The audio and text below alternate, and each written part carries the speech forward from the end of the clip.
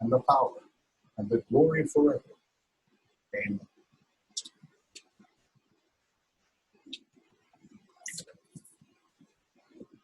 Thank you, Frank, and thank you, Bob Shen, my brothers-in-laws. Good afternoon, everyone, and thank you for joining us today as we celebrate the life of William Lyle Knapp, my dad. I'm Sherry. I am the middle Knapp girl, and we really appreciate everyone coming out today. This is really not quite the service that we wanted to have, but due to COVID, it's the safest way. And hopefully next summer we can all get together and have a nice get-together. Our dad had a wonderful life and enjoyed many roles in his 79 years, including being a father to his 3 beautiful and talented girls. And we know this because, our mom and dad told us this many times. Dad loved his family, his parents, Katie and Lyle Knapp, his siblings, brother Herb and his sister, Marianne. And by the way, a special shout out to Uncle Herb, Aunt Janet, and the Knapp clan, who couldn't be with us today. We know he wanted to be here, but please stay safe. They're joining us virtually from Texas, Tennessee, and Maine. We love you. Dad had also many cousins, and he adopted our mom's Cooter cousins as his own, and we had shared many, many fun holidays and reunions over the years. And Dad especially loved his family, his grandchildren, and spending time with them. He was a loving husband to our mom, Judy, for over 35 years, and later to Betty. I think most of us will remember Dad as a friend. He was a friend to nature, and animals, humans alike. In addition to being a family man, Dad was also very involved in his community. When I was going through old family albums, I was reminded of everything that he had been involved with over the years. For example, how many of you remember the New London JCs in the 1960s? Dad was a member, and he was even served as a president for a little while. Scouting was big in the Knapp family. My grandparents were very involved in Scouts, and Dad was a Boy Scout and became a Boy Scout leader. He helped our mom with the Girl Scouts. He later encouraged my sisters and me to join our 4-H club, the Rocking H 4-H club, where he eventually became an advisor, a role that he kept even after we moved on. He loved track and field, and he was dedicated many of his years to being a high school track official. He spent time volunteering on the New London Park Board, Meals on Wheels, and again, following in his mom's footsteps, he took a seat on the Huron County Health Board, eventually becoming president, which is a role he held up until his death. I'm sure most of you have some great memories of our dad, Bill. And I have to say, I love reminiscing and sharing stories. And originally, when I was thinking of writing this up, I had like 16 favorite memories that I wanted to share with everybody. But, my sisters, they made me cut that down just a little bit. So I just wanted to share, when I think of Dad, I think of somebody, he was a supportive father. He was frugal with a capital F, right, Jay Thomas? He was a great storyteller and a wonderful sense of humor. And he was smart. He's one of the few people that I know that was able to solve the Rubik Cube without cheating. Unfortunately, he didn't pass those genes on to me. But anyway, I loved sitting at our dinner table, listening to Dad spin either stories about the day's current events, or sometimes we get to hear him talk about his past high school escapades, such as the time that his classmates drove his car into the New London High School. So he had to go in and drive it through the hallways and out the front door. One of the stories my dad would tell starts with this horse barn right over here. Being frugal, he was able to get most of the materials for this barn from another one being torn down. He did most of the work himself with a little bit of help from others. And one day, I was helping him put the roof on the barn, and I was hammering those nails into the roof, and I wasn't very good.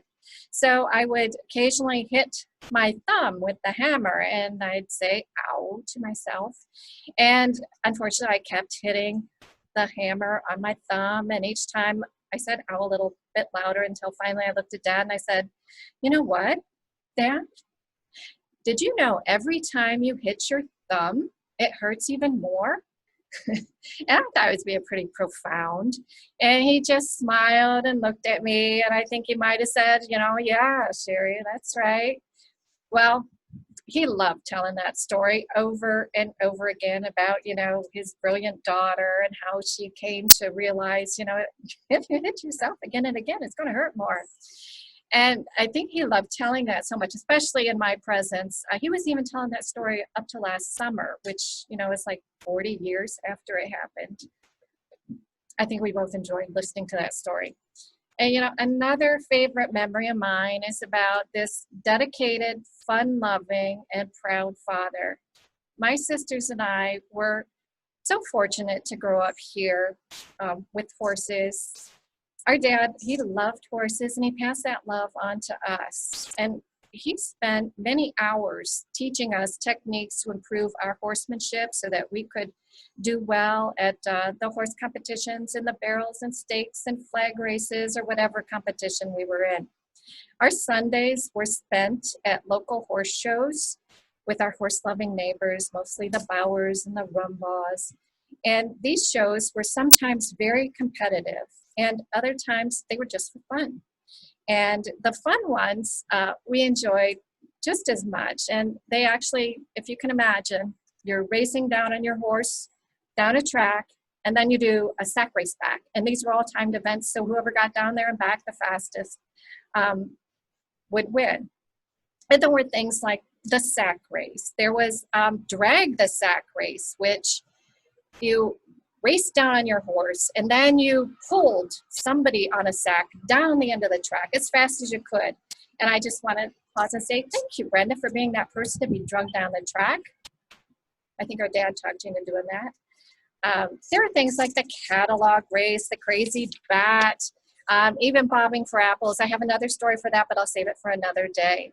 I just want to, you know, at the end of the day, after all these horse shows and spending time with our dad, whether we won or lost, we had a wonderful time. So I just want to say thank you, Dad, for the memories, your love, and for always being there when you were needed. Now, my sister Pam would like to share a few words.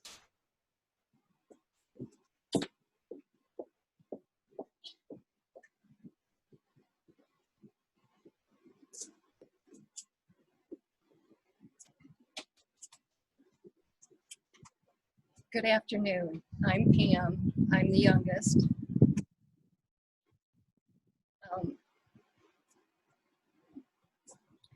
I tend to be very emotional, so don't mind me. We all knew Dad, and I'm very grateful that I do have a ton of memories and stories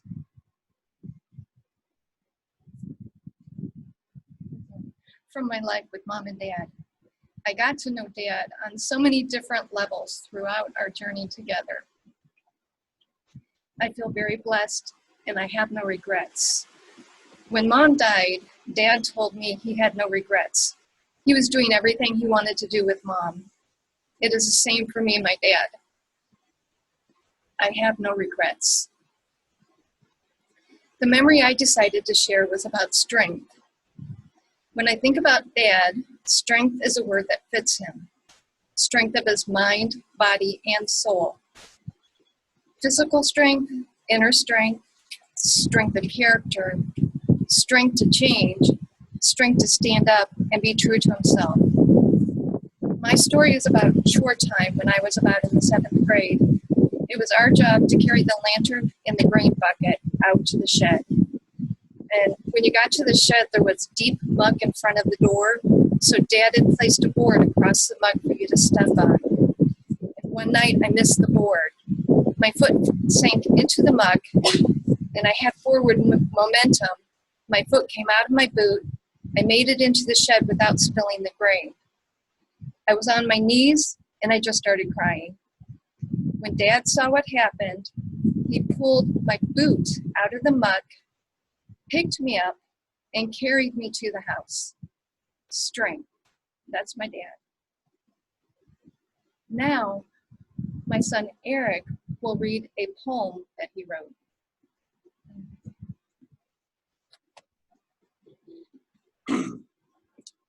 Thank you all for coming. My name's Eric, Bill Knapp's grandson. I titled this Rest Easy. You built a strong family, one that takes care of each other. The foundation is dedication, hard work, and boundless love. All those times we sat and talked, me with my cigarettes, you with your toothpick. All those gatherings, the togetherness, all the chores and projects down to the simplest thing, the finishing touches, the mistakes that made it ours. All the pie, so excited to have us together there was way too much. Your second fridge, just so there was enough for everyone to have something they liked. Ice cream that you had to eat right away or it melted, made with love. The fish in the pond, they always liked you better than anyone else. They knew you cared for them, gathered for dinner. The buzzards sunning themselves, unfazed by your morning walk. You were the groundskeeper, the patriarch, the public servant, the trusted mentor, the companion, the adventurer, the dancer, the guitar and the sweet voice, the reader and teller of stories, the comedian, the teacher, the maker of trinkets and masterpieces alike, the helping hand, the kind word, the smiling face, the proud grandfather, and the trusted friend to all. We spoke in plain terms with the same sense of humor, like a second language. I wear my boots like you did, and I always will. I hope someday I will have the pleasure of sitting down for a bologna sandwich with you again. I love and will always honor you. Rest easy, Grandpa. The work is done. Thank you. Now, Vika Gavala, Bill Knapp's granddaughter. Hello, my name is Vika Gavala. I'm Bill's granddaughter. So I'd like to start by saying that Grandpa may not have been my dad, but we had a very special bond. You were my first friend. You met my brother and I at the airport the day we were adopted and came to meet us for the first time. You used to drive an hour just to come play with us or come to an event we had.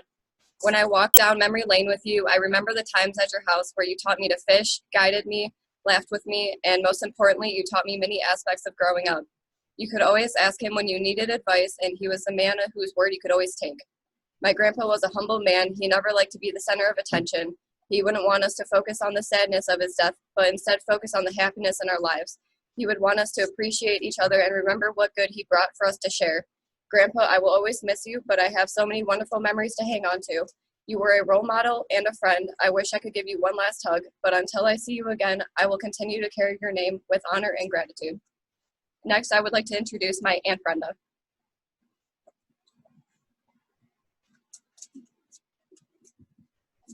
Good afternoon. I am Brenda, Judy and Bill's oldest daughter. I have two memories that I'd like to share this afternoon. The first one is from when I was about 12 years old. As Pam mentioned, we took turns helping Dad feed and water the horses each night. You probably know that horses need to eat and drink even in the cold of winter. So I remember one cold, starry evening after feeding the horses, Dad said, "Let's go for a walk around the pond." So I followed Dad around the pond. I was looking up at all the beautiful and brilliant stars in the sky, and it occurred to my 12-year-old self that the world must be a pretty big place. So I asked my dad, I said, "Dad, why do we live here?" He pondered for a moment, and he simply replied, "Because I would rather be a big fish in a small pond than a small fish in a big pond." Now I remember my 12-year-old self looking over at the pond and trying to puzzle that one out. I'm not sure I really understood then, but I do now, Dad. You made a huge difference in your little pond with all the lives that you've touched. My next memory is when I was in my 20s. I remember coming home to visit often, possibly just for a meal. Things were not easy for me in my 20s. I was trying to make it on my own, and quite frankly, it was tough. I remember sitting in the yard talking to Dad after a hard week in the city. And as I got up to walk to my car and leave, I remember Dad saying to me, "Just remember, no matter where you are in the world, all roads lead to Cook Road, if you're going the right way."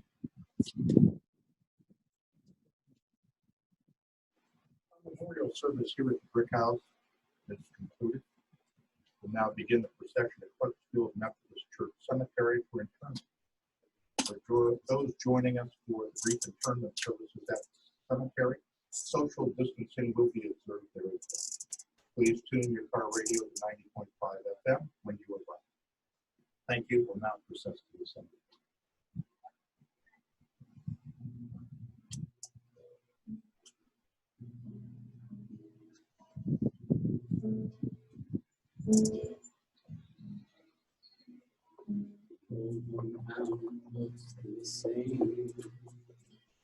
As I step down from the train, there to meet me is my mama and my papa. Down the road I look, and there I'm steering. Hair is gold and lips like cherries. It's good to touch the green grass of home. Yes, they'll all come to meet me, arms reaching, smiling sweetly. It's good to touch the green grass of home. Your house is still standing, so the pages that can fly. And there's that old oak tree that I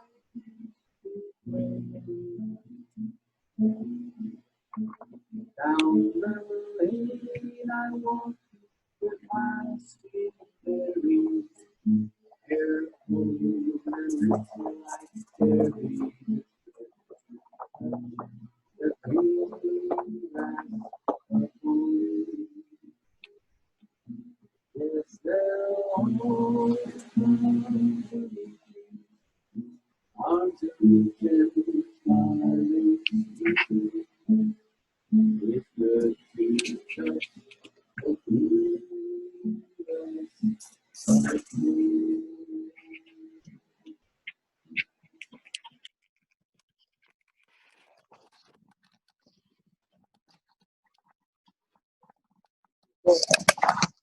We're clear. That's it. Leave meeting.